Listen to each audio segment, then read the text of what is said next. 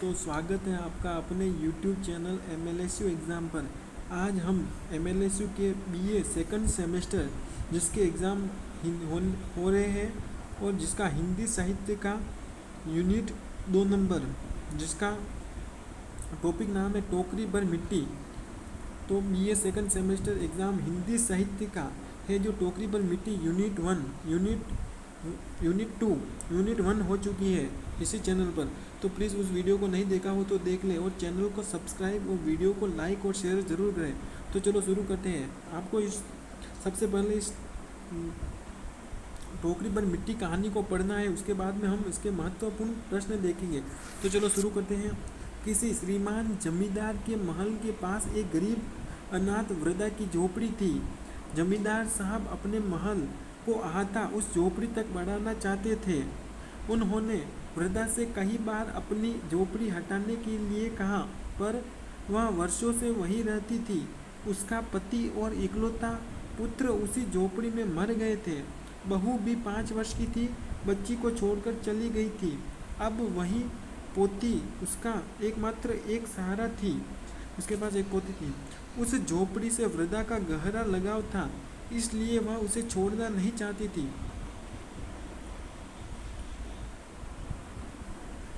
जब समझाने से बात नहीं बनी तो जमींदार ने अदालत के माध्यम से झोपड़ी पर कब्जा कर लिया और वृद्धा को वहां से निकलवा दिया। बेचारी वृद्धा पास पड़ोस में रहने लगी। एक दिन वह हाथ में एक टोकरी लेकर उस झोपड़ी के पास पहुंची। जमींदार ने उसे देखकर नौकरों से हटाने को कहा। वृद्धा हाथ जोड़कर बोली, महाराज, अब यह झोपड़ी आपकी हो गई है, मैं इसे लेने नहीं आई हूँ। केवल एक विनती है, जब से ये झोपड़ी छूटी है मेरी पोती ने खाना पीना छोड़ दिया है। वह कहती है कि अपने घर जाकर ही रोटी खाऊंगी, इसलिए मुझे इस झोपड़ी की केवल एक टोकरी मिट्टी ले जाने की अनुमति दे दीजिए। इस प्रकार वह वृद्धा उस जमींदार के पास जाती और एक टोकरी पर मिट्टी की मांग करती है। वृद्धा ने कहा, महाराज, मैं अपनी झोपड़ी की मिट्टी से अपनी बेटी के लिए चूल्हा बनाकर रोटी पकाऊंगी। इससे भरोसा है कि वह रोटी खाने लगेगी। कृपया करके मुझे इस टोकरी में मिट्टी ले जाने की आज्ञा दे दीजिए। श्रीमान ने आज्ञा दे दी। वृद्धा झोपड़ी के भीतर गई। वहां पहुंचते ही उसे पुरानी बातें याद आ गई और उसकी आंखों से आंसू बहने लगे। किस तरह अपने दुख को संभाल कर उसने टोकरी मिट्टी से भर ली और बाहर आ गई। फिर हाथ जोड़कर बोली, महाराज, कृपा करके इस टोकरी को जरा हाथ लगा दीजिए जिससे मैं इसे अपने सिर पर रख सकूं। इस प्रकार वृद्धा ने उस जमींदार को कहा। जमींदार पहले तो बहुत नाराज हुए, पर बार बार विनती करने पर स्वयं टोकरी उठाने के लिए आगे बढ़े।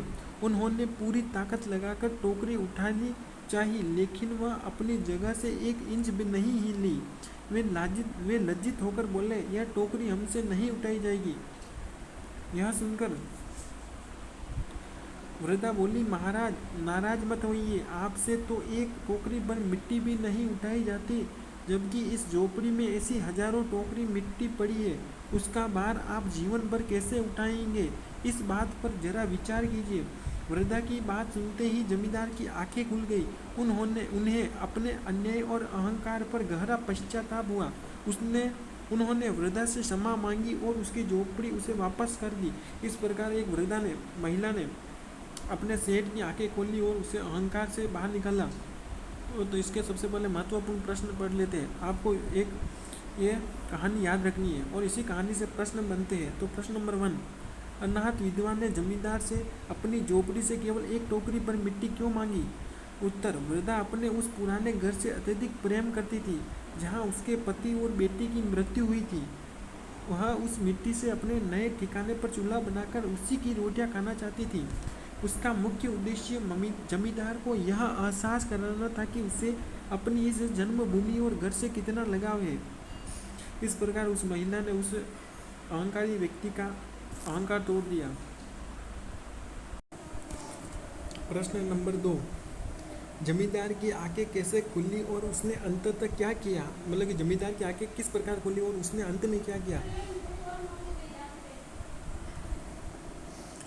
जब जमींदार ने वृद्धा से एक टोकरी मिट्टी उठाने को कहा और वह अकेले उस टोकरी को नहीं उठा पाया, तब उसका अहंकार टूट गया। उसे समझ आ गया कि इस मिट्टी का भार उठाना कितना कठिन है और उसने उस असहाय विधवा पर कितना बड़ा अत्याचार किया। अपनी गलती का पश्चाताप करते हुए उसने वृद्धा से सामने क्षमा मांगी और उसकी झोपड़ी उसे लौटा दी। ये प्रश्न कोई ये प्रश्न पूरी कहानी के आधार भी है, तो हमने कहानी पढ़ ली है। इसके बाद में से और महत्वपूर्ण प्रश्न है, वृद्धा गरीब विधवा जो थी अपनी झोपड़ी क्यों नहीं छोड़ना चाहती थी? तो वृद्धा अपनी पति और इकलौते पुत्र की मृत्यु के बाद उसी झोपड़ी में उनके यादों के सहारे जी रही थी। उसका उस झोपड़ी और वहाँ की मिट्टी से गहरा भावनात्मक लगाव था। उसे डर था कि झोपड़ी छूटने पर उसका बचा कुचा जीवन और अधिक कठिन हो जाएगा। प्रश्न 2, टोकरी भर मिट्टी कहानी का मुख्य संदेश क्या है? तो ये प्रश्न पूछा जा सकता है, ये इम्पोर्टेंट है। इस कहानी का मुख्य उद्देश्य संपन्न वर्ग के लोगों द्वारा निर्धनों और असहायों का शोषण किए जाने की ओर सबका ध्यान आकर्षक कराना है।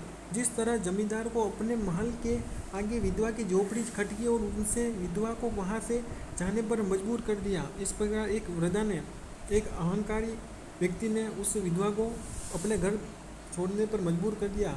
माधवराव सप्रे की पहली कहानी कौन सी थी? यह कहानी है जो एक टोकरी पर मिट्टी, वह माधवराव सप्रे द्वारा लिखी गई है, तो याद रखना। आंसर, माधवराव सप्रे की पहली कहानी का नाम क्या है?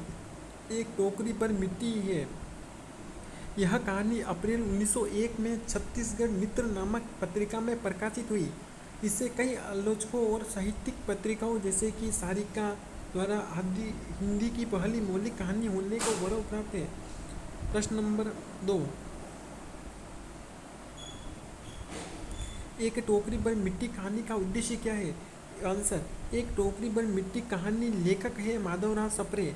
यह कहानी एक गरीब अनाथ वृद्धा और लालची जमींदार के माध्यम से मानवीय संवेदनाओं और दया और न्याय की महत्ता को उजागर करती है। कहानी की शुरुआत में जमींदार अपने महल के अहाते का विस्तार करना चाहता है, जिसके लिए वृद्धा की झोपड़ी आगे आ रही है, मतलब बीच में आ रही है। इस प्रकार यह कहानी पूरी हो और इसके महत्वपूर्ण प्रश्न भी पूरे हो गए। इससे पहले यूनिट 1 पूरी हो चुकी है, जो ममता कालिया की 2 कहानी पर थी। इस प्रकार वीडियो अच्छा लगा हो तो चैनल को सब्सक्राइब, वीडियो को लाइक और शेयर जरूर करें। धन्यवाद, मिलेंगे नेक्स्ट वीडियो में।